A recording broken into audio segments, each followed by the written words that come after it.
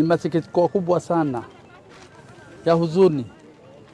Leo sisi tumesanyana hapa kulilia kwa serikali yetu tukufu kwa kosa ile imefanyika kwa kuja kubebwa wazee wetu katika vijijini, wale wanahusika na mambo ya usalama. Kati za wale watu wamechukuliwa ni ex-chief ya Golole, ex-senior chief ya Golole, Mr. Dabasa Dambi, ambaye ndio chairman ya Cross Border Peace Committee kati ya Kenya na Ethiopia. Mzee mshauri, mzee ya amana, mzee kiongozi ambaye amesimamia maslahi ya jamii kama kiongozi. Alikuwa ni administrator kwa hiyo miaka zote. Lakini baada yeye ametoka administration, wazee sisi kama jamii tumeona kwamba yeye angalifaa kuendelea kuendesha mambo ya usalama kati ya Kenya na Ethiopia. Mzee huyu wa pili ni mzee Gurachi Zambala, mzee mfugaji, mzee ya usalama. Yeye ndio kati ya wale viongozi wanashikilia mambo ya usalama katika Sororo sublocation. Saa hii jamii mzima wako kwa huzuni. Ni masikitiko kubwa sana.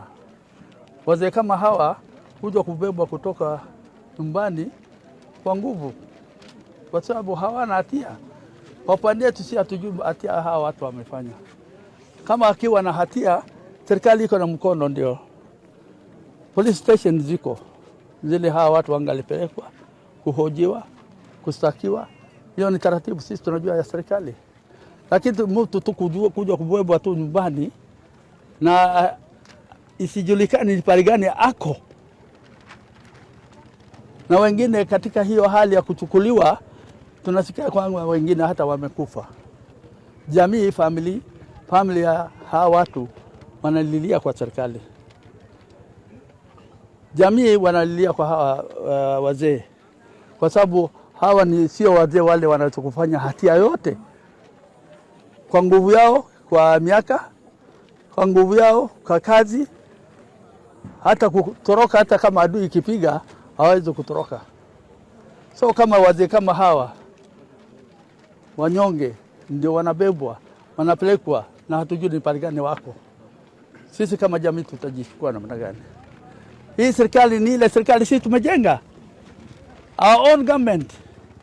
We had elected our president Ruto, hoping that we shall be successful in our life. Maisha yetu itaangaliwa, watu wetu watakuwa na salama. Lakini kutokana na jambo yaliyoko yanayoendelea katika hii sub county, si hii hawa wazee wawili peke yake, ni wazee chungu mzima, vijana chungu mzima wale wametolewa katika hii kijiji kutoka hapa paka Uran, kutoka hapa paka Moyale. Katikati hii vijana wengi tumekosa. So kilio chetu kwa serikali saa hii ni kuomba hao wazee waturudishiwe mara moja. Sisi tuone kwa nini wameshukuliwa, lakini uchunguzi ifanyike kulingana na taratibu ile ya serikali, through the system.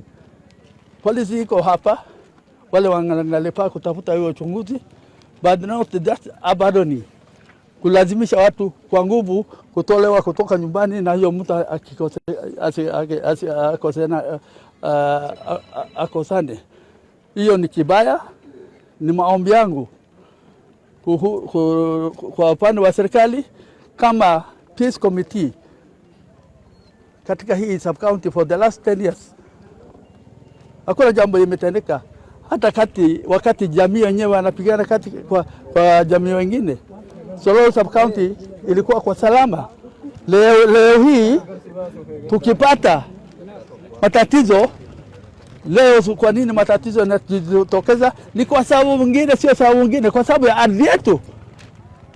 Ardhi yetu ile imechukuliwa na sehemu ya Wajir, sehemu ya Elders constituency, wamekuja kujenga katika ardhi yetu. Kilio imefika hapa paka parliament, imefika kila pahali inajulikana. Sasa we are going for the last 2 months, kilio hiyo yetu hajapata jawabu mpaka sasa. Pengine kutokana na hiyo shida yetu sisi tuko kufuata, wazee hawa ndio wanaingia katika matatizo. Mimi mwenyewe ninapozungumza hapa, usalama wangu iko hatarini.